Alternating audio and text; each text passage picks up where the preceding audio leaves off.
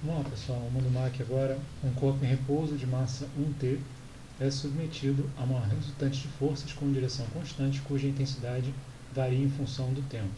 Então, primeira informação, a massa do corpo. Pessoal, a primeira vez que eu fiz essa questão eu errei. E por que eu errei? A massa aqui está escrita como 1T. Tá? Eu acho que foi algum erro de digitação, porque deveria estar escrito 1 tom. É 1 tonelada, tá?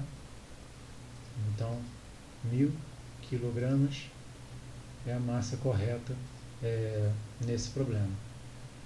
Cuja intensidade da força varia com o tempo, segundo a função. Então, ele deu ali a função 200T. Essa é a função da variação da força em função do tempo.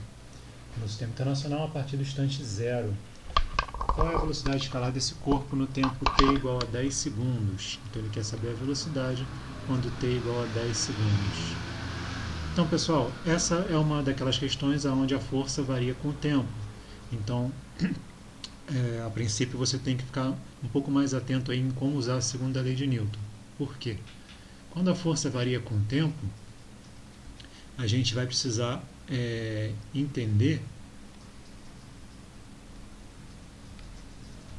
como a força varia com o tempo, a gente vai precisar entender uma coisa que talvez você já tenha estudado ou não, que é o impulso. Então, quando você faz um gráfico da força pelo tempo, pessoal, a área sobre esse gráfico tem um nome especial na física e se chama impulso. Tá? Então, se a gente pegar a segunda lei de Newton, m vezes a gente pode comprovar mais ou menos o que seria o impulso daqui adiante. Então,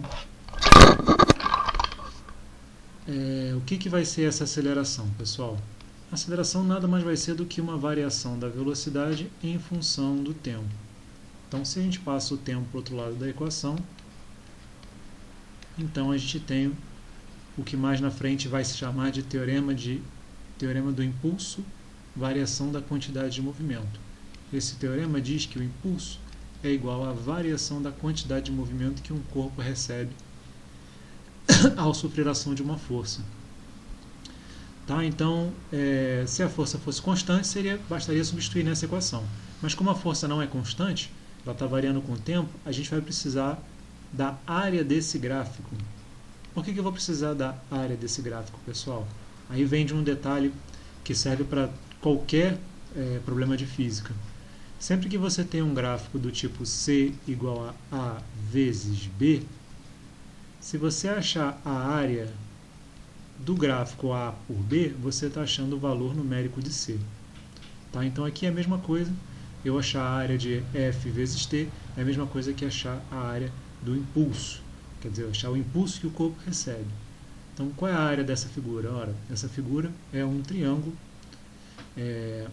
no tempo 10 segundos, a força vale quanto? Quando t é igual a 10, a força vale 10 vezes 200, que dá 2000. Então, 2000 newton. Então, aqui eu vou ter a área dessa figura é base 10 vezes a altura 2000 sobre 2. Então, entenderam? Eu tive que calcular a área da força desse gráfico, força vezes tempo, a área sobre o gráfico da força vezes tempo. Mostrei que é um triângulo, calculei a área desse triângulo, e aí isso vai ser igual a massa, que é 1000 kg, vezes a velocidade final, que é o que eu quero, menos a velocidade inicial, que é 0. Então aqui eu vou ficar com 10 vezes 200, 10 vezes 200 não, 10 vezes 1000, 10 vezes 1000, igual a 1000 vezes VF. Então, cancelando 1000 de cada um dos lados, a gente tem que a velocidade final é 10 metros por segundo, que convertendo para km por hora, conforme pede o exercício, basta eu multiplicar pelo fator 3,6, então eu tenho 36 km por hora. Resposta correta, letra C. Beleza, pessoal? Dúvidas, coloquem aí nos comentários. Um abraço e até a próxima.